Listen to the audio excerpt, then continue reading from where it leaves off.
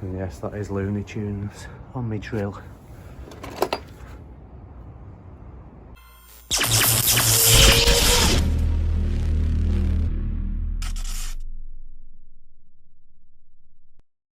Yo, welcome back to the channel. As you already know, greatest YouTube channel in the world. I'm gonna be your host. I know, enough of that. The moment you've all been waiting for though, the explanation as to why I ripped out all of my work before we'd finished the recording studio. That was the recording studio that you've seen in the previous video. And I'm gonna give you the explanation to why now. Some of you had some really good guesses. I'll put some on the screen now. Some of the ones that made me laugh. This one in particular made me laugh. Come on, where is it? There it is. Yeah, that one. That one made me laugh. It's a great one. So yeah, that's the reason. Stay tuned. Don't forget to subscribe. Don't unsubscribe now that you've got the explanation. I know what some of you are like. Followed by a job that we've just done today, which is just one of many jobs that we've done today. But obviously I know what you're all here for, the explanation. So, for legal reasons and stuff, I'm not going to be naming any names because obviously I'm not allowed to. So this is all hypothetical. So I'm going to be calling the recording artist the client. That's the person who directly employed me. That this recording artist got in touch with me to do the electrical work in this recording studio, and so he was my client.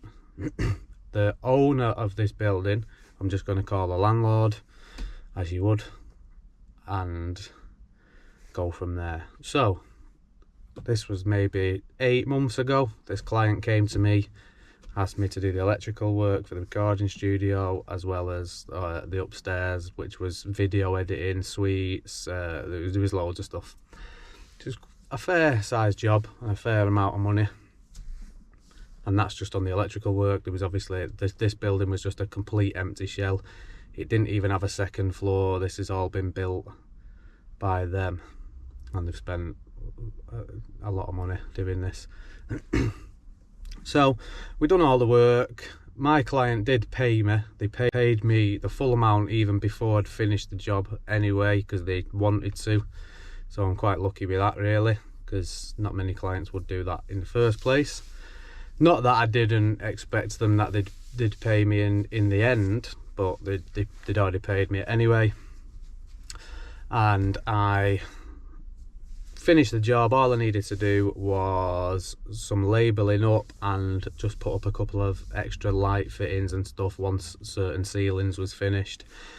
The job in total was pretty much ready to be painted. They was just finishing off fitting a bathroom. The bathroom was finished. They were just, the plumber was, there was about a week or two's work before the whole place was completely finished. They was having carpet fitter had already been round and measured up, stuff like that.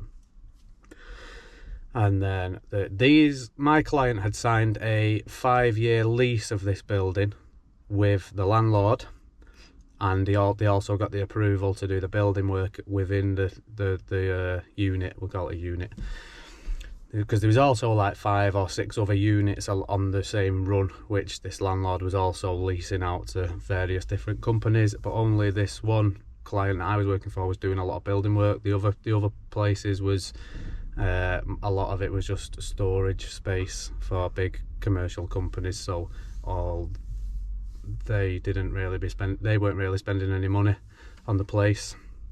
So it was all approved. It was all above board, or so they thought. And then one day, while they were in there painting and stuff upstairs, the real owner of the building shown up and banged a notice on the front roller shutter saying they've been informed that building work is going on in the building and it wasn't allowed to be. Can you please contact us and blah de blah, because as you know, your lease runs out in 3 weeks time. So who they thought was the landlord, didn't actually own these buildings. They thought he did. The client thought that the landlord owned these, which he didn't, so that's the little twist. He was illegally subletting the buildings. They had no approval to do any building work there, and the landlord obviously had no right to be subletting them in the first place. And his lease, the client had signed a 5-year lease with this landlord, and this landlord's lease was running out in February, which is now. It's already ran out. It ran out on like the 8th of February, when the real owner of the building, because he'd already been leasing these units for like 5 years before this himself, and obviously he was illegally subletting them all this time.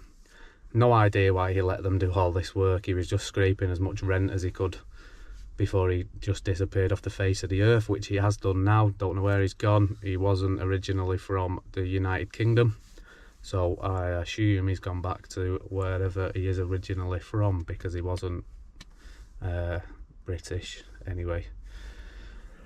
I don't know what he was like a Cypriot or something.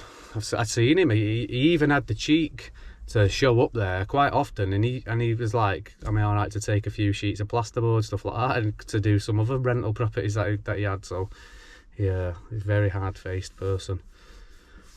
Anyway, so they obviously didn't have much of a leg to stand on, because all their contracts and stuff was just all not worth anything to anybody.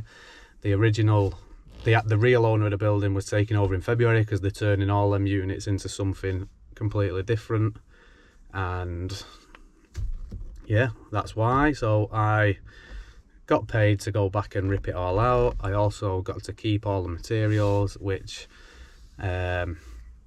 someone in the comments on the last video came up with a good idea, donating the materials to a college, because it's all brand new stuff anyway,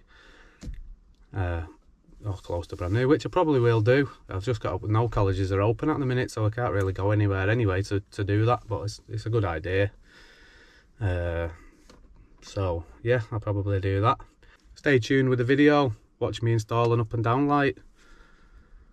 Sorry about the quality of the sound on the next clip. I've done it with my phone because I didn't take the GoPro with me, and it's quite windy because it's outside. So yeah. Right, so we're here. I'll flip the camera around, give you a little, show you what we're doing. So as you can see here, this light's been put up afterwards. It's just a solar that was on that. But originally it was a proper one, but it was like a little bulkhead that she didn't like, so I'm guessing someone's cut it off. That cable goes through there. Don't know how far it's cut off, whether there's any length there, doubt it very much, but it was still live, and I assume there's no connector blocks on it because of how tight to the wall that is, but we shall see. If not, I'm going to just pull it back, put a Wago box on the wall here or something, feed it back through, and we're putting a up and down light on, because obviously the solar lights are not very good. The cable runs up and over here. I'd like to get some fixings on it, but I can't see it. It goes behind that roller shutter door. When I shut that door, you still can't see it. Don't know where it is. But then here, I'll probably put a bit of all-round band over this one. It's fed from that spur there, which was still connected up, so I'll show you now that it was still live. A little clip. And so let's get this light down now, see if there's any length on that cable. Hopefully, so we don't have to put a joint on there.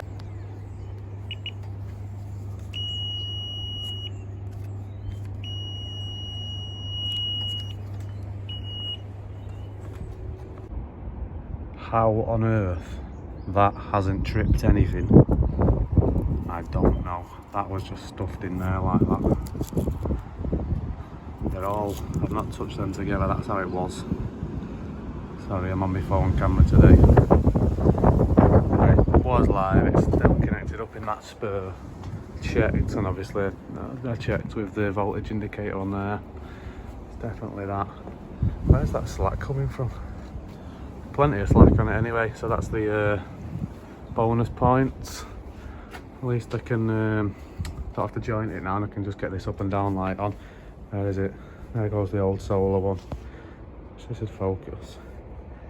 And yes, that is Looney Tunes on my drill.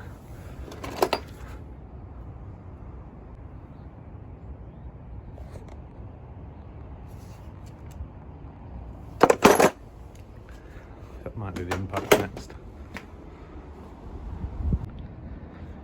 Right, so we'll be using this mini sun up and down light with PIR. Settings for the PIR are behind that. They're all pretty much the exact same no matter what brand you go for. We won't be wanting them. And we've got Aurora GU10s. So if you've ever fitted one of these before, or any kind of up and down light, you'll know that those bolts that go through, if they sit anywhere like that on a motor line and you try and put the thing on, they just push back out just enough that you can't get the nut on the end. It's not too bad if it's sat right against the wall, but even there, look, that is probably enough to not get the nut on the front. So what I usually do is I tape them up on the back with black tape, which I'll do it now and then I'll show you, and then once the fitting goes over the top of it you can't see it, so it stops the bolts poking backwards. There you go, simple as that. That's on there now. They're not going to fall out, they're not going to push back when you're trying to put the fitting on, unless you really push it. And yeah, simple as that.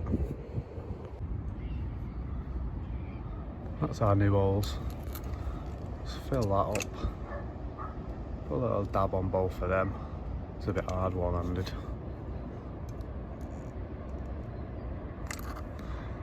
That just gives it a bit of a sealing help. I'm going to squish that on. That'll just sort of seal those screw holes up. Right, that's on there securely fixed now, solid on there. As you can see, the screws don't push through anywhere. Got a bead of silicone around this. Not at the bottom though, because if anything does manage to get in, I do want it to come back out the bottom. There is a drain hole on the inside as well. That's already there, I've not done that. So I'm ready to connect that up now.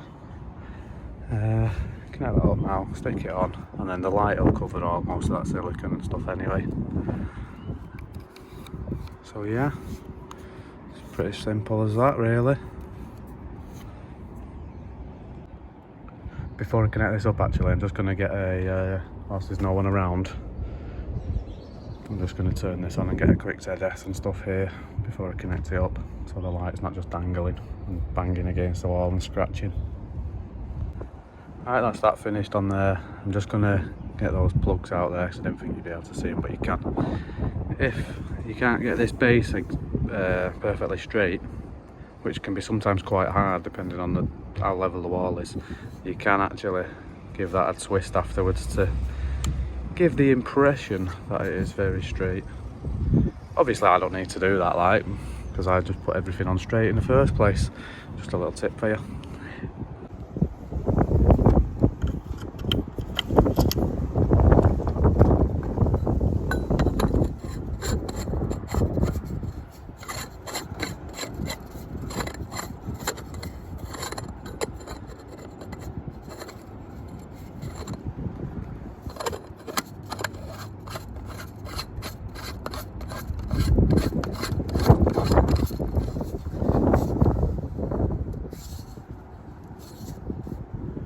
My god, that was harder than it should have been. Right, now just need to get some, I'm just going to put some all around band just in a couple of spots there because it's really bugging me. Other than that, that's pretty much it. I'll probably just seal that. This a bit. This is from new, this has been done from new. It's a bit scruffy, isn't it?